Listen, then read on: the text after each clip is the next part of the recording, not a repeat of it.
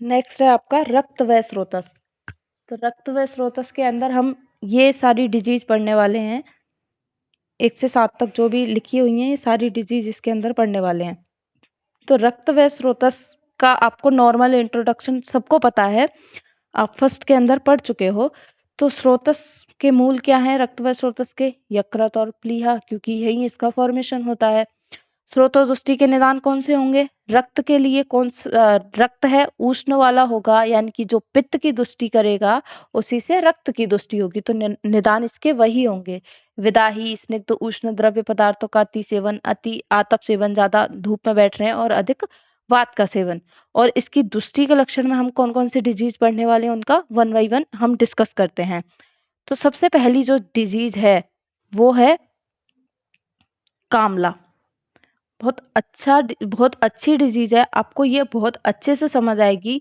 वो इसलिए कि आप पांडु पढ़ चुके हो। तो पांडु की अगली अवस्था जो होती है, अगर पांडु जो है वो ठीक नहीं हुआ, वो कंटिन्यू रहा, तो क्या है, कामला उत्पन्न हो जाता है। और बहुत इंटरेस्टिंग डिजीज है। पांडु और कामला दोनों में से एक कोई क्वेश्चन आता है 5 नंबर के अंदर, तो अच्छे से पढ़िएगा इसको। स्टार्ट करते हैं। कामला। तो पांडु रोग की प्रवर्धमान अवस्था को कामला कहा गया। ये लाइन तो आपको सबको पता होनी चाहिए कि अगर पांडु रोग बढ़ा, पांडु में हमने कौन से दोष की बात की थी? पित्त की थी। पित्त प्रधान त्रिदोषित व्याधि है पांडु। ठीक है। अगर हमने क्या किया, मान लो किसी पेशेंट को पांडु रोग है, फिर भी वो पेशेंट क्या कर रहा है, एनीमिक है, फिर भी बाहर का चटपटा जंक फूड खा रहा है, पिज्जा बर्गर स्पाइसी फूड बहुत ज्यादा खा रहा है, पित्त को बढ़ाने वाला फूड बहुत ज्यादा खा रहा है, तो फिर क्या होता है, जो उसका जो पांडु है वो किस में कन्वर्ट हो जाता है? कामला के अंदर कन्वर्ट हो जाएगा। यानी कि पांडु की अगली स्टेज, प्रवर्धमान बढ़ी हुई अवस्था को ही क्या बोला गया है? कामला बोला गया है। अब कामला में होगा क्या? कामला यानी कि जॉन्डिस। जॉन्डिस होगा तो जो पेशेंट है उसकी स्किन है, उसकी आईज, नाखून, ये तो सबको पता है, इनके कलर चेंज होते हैं, और इसका कलर कैसा हो जाएगा? हरिद्र पीत हो जाएगा। यानी कि ये पीलापन लिए हुए हरे दिखाई देंगे, या फिर हरापन लिए हुए पीले दिखाई देंगे। क्या क्या?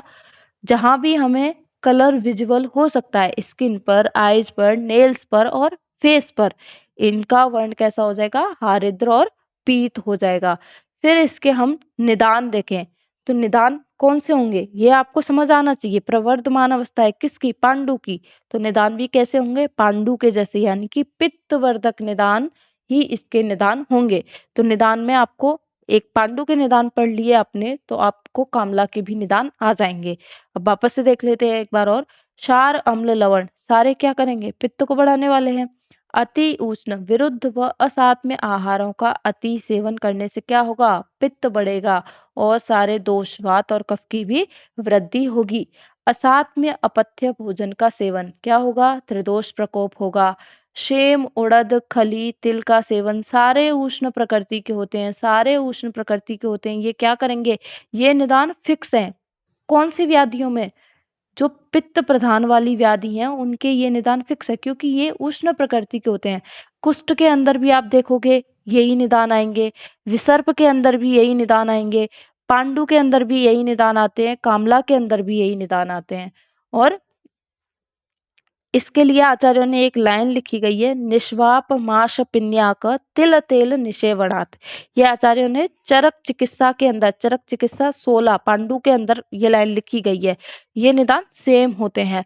और पांडु रोगी द्वारा पित्तवर्धक पदार्थों का अति मात्रा में, यानी कि रोगी पहले से कैसा है? एनीमिक है, पांडु हो रखा है, तो उसके द्वारा वापस से क्या है? पित्त को बढ़ाने वाले निदानों का और सेवन कर रहा है वो, तो वो जो पांडु है उसका कन्वर्ट हो जाता है कामला के अंदर। फिर इसकी संप्राप्ति की अगर हम बात करते हैं, तो संप्राप्ति में क्या आएगा कि पांडु रोगी यदि पित्तवर्धक पदार्थों का अति मात्रा में सेवन कर रहा है, तो क्या होगा? पित्त दोष और ज्यादा प्रकोपित हो जाएगा। अब क्या होगा? वहां पर ये दोष प्रकोपित होकर क्या कर रहे थे? पांडु की संप्राप्ति भी याद कीजिए, वहां पर क्या कर रहे थे? ये तीनों दोष पित्त प्रधान त्रिदोष कुपित होकर के कहाँ जा रहे थे? त्वचा और मांस के बीच में स्थान संचय कर रहे थे। यहाँ पर थोड़ा सा बढ़ जाएगा। अब थोड़ा सा कैसे बढ़ेगा? पित्त और ज़्यादा बढ़ गया है। पित्त अपनी मात्रा से जितना पांडु में बढ़ा हुआ था उससे और ज़्यादा प्रकोपित हो चुका है।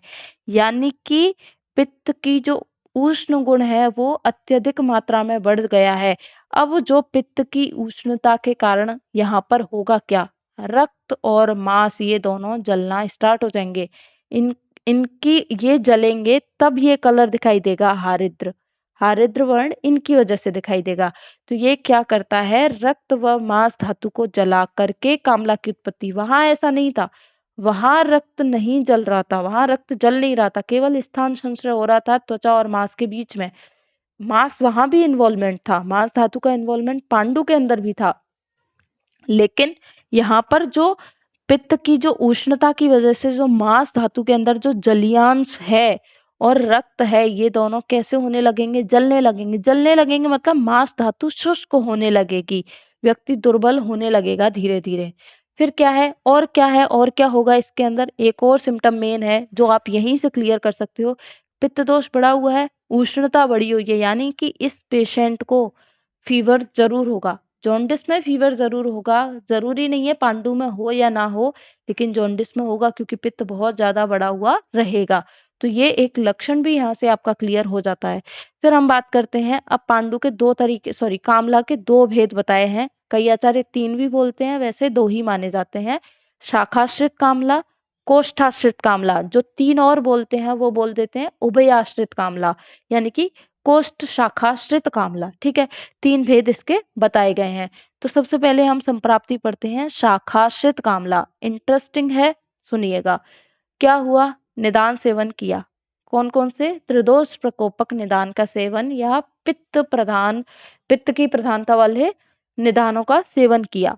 रुक्ष गुरु मधुर अति व्यायाम वेगावरोध, सारे ये भी लिख सकते हैं, और ये तो आएंगे ही आएंगे, ये तो जरूर होंगे। ठीक है, इनकी वजह से क्या हुआ, स्टार्टिंग कैसे होगी इसके अंदर वो ध्यान से सुनना है आपको, कि यहाँ पर क्या होगा। हम ये बोल रहे हैं पित्त की प्रधानता तो है, लेकिन शुरुआत कैसे होगी कि ये निदान सेवन करने से कफ भी बढ़ रहा है। ठीक है, कफ की वृद्धि हुई, वो कफ क्या करेगा, यहाँ पर भी आवरण होता है, यहाँ पर भी आवरण होगा।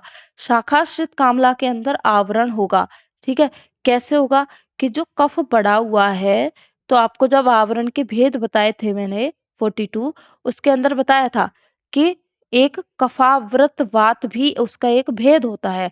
तो ये बढ़ा हुआ कफ क्या करेगा, वायु को मूर्छित करेगा, यानी कि वायु को आवृत कर लेगा। अब ये क्या करेगा, ये जो मूर्छित वात है, जो कफ के द्वारा आवृत हो रखी है, ये क्या करेगी, मूर्छित वात द्वारा ये पित्त को उसके स्थान से निकाल करके शाखाओं में फेंक देगी। शाखाएं मतलब धातुओं के अंदर ले जाएगी। शाखा किसको बोला गया है?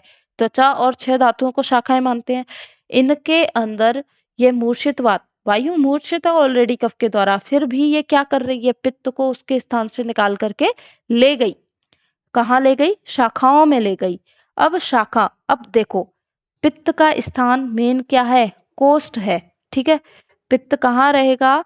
कोष्ठ के अंदर रहता है। सारे दोष हैं वात पित्त कफ, वो शाखाओं में नहीं होंगे, वो उनके भेद होते हैं, वो मूवमेंट करते हुए या जहां जिनकी जो आवश्यकता है उस अकॉर्डिंग होते हैं। लेकिन अगर इनके हम मेन स्थान की बात करें, ये पॉइंट मैंने आपसे पहले भी डिस्कस किया है, अगर मेन स्थान की बात करें तो दोषों का मेन स्थान क्या होता है? उनका कोष्ठ। ठीक है, अब ये अपने कोष्ठ से निकल गया, कौन?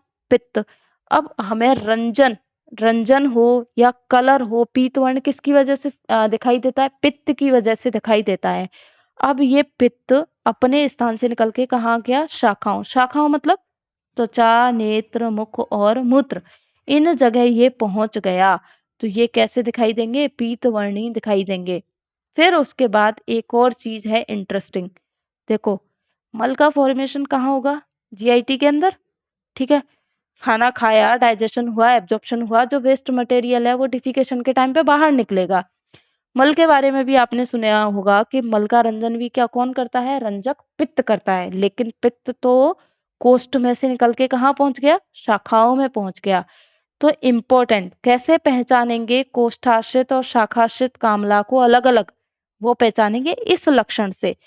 अगर पेशेंट कामला का है, जॉन्डिस का है, आप लोग चिकित्सक ये जरूर पूछेगा कि मल का कलर कैसा आ रहा है, तो वो बताएगा कि श्वेत वर्णी आ रहा है या बहुत ज़्यादा येलो आ रहा है। उस तरीके से दोनों में डिफरेंशिएट करेगा। यानी कि शाखाश्रित कामला में जो पित्त मल का रंजन करने वाला था, वो अपने स्थान में नहीं है, कोष्ठ में नहीं है, कहाँ जा चुका है? शाखाओं में जा चुका है, वायु उसको ले गई। तो अब मल का रंजन करने के लिए पित्त है ही नहीं, तो मल का रंजन नहीं होगा। मल का रंजन नहीं होगा तो मल कैसे कलर का आएगा? श्वेत कलर का आएगा, श्वेत वर्णी आएगा, और इसको बोल दिया गया शाखाश्रित कामला। तो शाखाश्रित कामला और कोष्ठाश्रित कामला में केवल डिफरेंस यही नजर आता है। दूसरा यहाँ तो नजर आएगा ही, कोष्ठाश्रित में पित्त अपने स्थान को छोड़ के नहीं जाएगा, वो नेक्स्ट उसकी संप्राप्ति देखते हैं अभी। तो यहाँ आपको ये याद रखना है कि सबसे पहले निदान सेवन से क्या हुआ? त्रिदोषज व्याधि है, पांडु कामला तीनों त्रिदोषज व्याधि हैं। यहाँ पर कफ बढ़ जाता है, ये कफ बढ़ के क्या करता है? वायु को आवृत कर लेता है, और ये आवृत वायु क्या करती है? पित्त को उसके स्थान से निकाल के कहाँ ले गई? शाखाओं में ले गई। शाखाओं में ले गई तो जहां जहां शाखा वाली पार्ट है, आइज है, नेल्स हैं, इनमें क्या है? पीतवर्णी दिखाई देंगी ये सारी, और जिसको पीतवर्णी होना चाहिए वो श्वेतवर्णी दिखाई देगा, यानी कि मल। तो मल तो कैसा हो जाएगा? श्वेत वर्णी, क्योंकि इसका रंजन करने के लिए कुछ नहीं है। और इसी पूरी पैथोलॉजी को क्या बोल दिया? शाखाश्रित कामला। फिर उसके बाद है, आपको संप्राप्ति का ये कोटेशन याद करना है। पांडु इजी है, पांडु रोगी तो यो अर्थम पित्तलानी निषेवते, यानी कि ये निदान भी बोल सकते हैं कि अगर पांडु रोगी क्या करता है? पित्तवर्धक निदानों का सेवन करता है, तत पित्तम असृग मासम दद्वा रोगाय कल्पते, तो उस व्यक्ति का जो बढ़ा हुआ पित्त है वो अस्त्रग रक्त और मांस को दद्वा जला देता है, जला करके कामला की उत्पत्ति करता है। बहुत इजी कोटेशन है, याद कर लीजिएगा अगर इजीली याद हो जाए तो। फिर नेक्स्ट बात करते हैं हम उभयाश्रित कामला की संप्राप्ति, कोष्ठ शाखाश्रित कामला की। अब आप लोगों को ये लगेगा कि कोष्ठाश्रित कामला की संप्राप्ति क्यों नहीं है? क्योंकि इसकी संप्राप्ति बताई नहीं है, संहिताओं के अंदर नहीं बताई, आचार्य चरक ने भी अलग से नहीं बताई है। दो ही संप्राप्ति का वर्णन किया है, शाखाश्रित संप्राप्ति और कोष्ठ शाखाश्रित संप्राप्ति, यानी कि उभयाश्रित कामला की संप्राप्ति का वर्णन किया है। तो इसके अंदर क्या होगा? इसके अंदर निदान सेवन से क्या होगा? जो आरबीसी हैं, या जिनको क्या बोल रहे हैं हम? रक्त कण, आरबीसी कैसे हो जाएंगी? दुर्बल हो जाएंगी। दुर्बल से मतलब आपको समझना है कि यहाँ पर आरबीसी का डिस्ट्रक्शन बढ़ जाता है, बहुत ज्यादा आरबीसी जो है ब्रेकडाउन होने लग जाती है। यानी कि निदान आप अधिक सेवन कर रहे हो, जिसकी वजह से दो चीजें हो सकती हैं, एक तो आरबीसी बनी नहीं पा रही है, दूसरा जो बनी हुई है वो अधिक मात्रा में टूट रही है। उनके अधिक मात्रा में टूटने की वजह से क्या होगा? पित्त प्रकुपित हो जाएगा। पित्त प्रकुपित हो करके, यानी कि रक्त कण टूटेंगे। रक्त कण यानी कि वही उष्णता की वृद्धि, तो अकॉर्डिंग टू आयुर्वेदा तो पित्त प्रकुपित हो जाएगा। ये प्रकुपित पित्त क्या करेगा? अब यहाँ हम क्या पढ़ रहे हैं? उभयाश्रित, तो ये पित्त दोनों तरफ जाएगा। अगर खाली कोष्ठ में ही अवस्थित रह के अपने गुणों में वृद्धि करता है तो हम उसको कोष्ठाश्रित कामला बोल सकते हैं। लेकिन अगर कोष्ठ और शाखा दोनों में इस पित्त का मूवमेंट दिखाई दिया, गति दिखाई दी, तो हम इसको कोष्ठ शाखाश्रित कामला बोलेंगे। फिर है इसके भेद, शाखाश्रित कामला जिसको ऑब्स्ट्रक्टिव जॉन्डिस बोलते हैं, कोष्ठाश्रित और कोष्ठ शाखाश्रित। कोष्ठ शाखाश्रित को ही हीमोलाइटिक बोला गया है। हीमोलाइटिक यानी कि जिसमें आरबीसी का डिस्ट्रक्शन ज्यादा हो रहा हो, उस टाइप से भी जॉन्डिस देखने को मिलता है। क्योंकि आरबीसी का डिस्ट्रक्शन होगा तो उसकी वजह से आरबीसी के डिस्ट्रक्शन की बात, कलर कैसा आता है? बहुत ज्यादा येलो आता है, तो उसकी वजह से भी वो अपन को स्किन पर डिस्कलरेशन दिखाई देगा। फिर हम इसके लक्षण की बात करते हैं, शाखाश्रित कामला और कोष्ठाश्रित कामला। शाखाश्रित कामला के लक्षण क्या होंगे? देखिएगा, वही जो आप इसकी संप्राप्ति में देख के आए हो, वही दो तीन लक्षण आपको याद रखने हैं, वही लिखने हैं, बाकी तो पांडु वाले लक्षण ही लिखने हैं। देखिए, मुख, नेत्र, नख व त्वचा पीतवर्णी दिखाई देगी, देख लिया संप्राप्ति के अंदर। मल कैसा होगा? श्वेतवर्णी होगा। हृदय प्रदेश में भारीपन होगा, ठीक है। फिर उसके बाद उस व्यक्ति को दुर्बलता रहेगी, वायु प्रकुपित हो रखी है, मूर्छित हो रखी है, जिसकी वजह से आटोप की स्थिति, वीकनेस तो रहेगी, क्योंकि अब पहले से ही उसको एनीमिया था, उसके बाद जॉन्डिस और हो गया, तो वीकनेस इसको बहुत ज्यादा रहेगी। कॉन्स्टिपेशन रहेगा। कॉन्स्टिपेशन क्यों रहेगा? क्योंकि पित्त कहाँ जा चुका है? शाखा में जा चुका है, तो उसका पाचन नहीं होगा, पाचन नहीं होगा, दूसरा वायु बढ़ी हुई है इसीलिए इसको कॉन्स्टिपेशन होगा। अरुचि, पित्त है ही नहीं अपने स्थान में इसलिए अरुचि होगी, और दोष इधर उधर गति कर रहे हैं इसकी वजह से क्या होगा, अपार्श्व शूल होगा।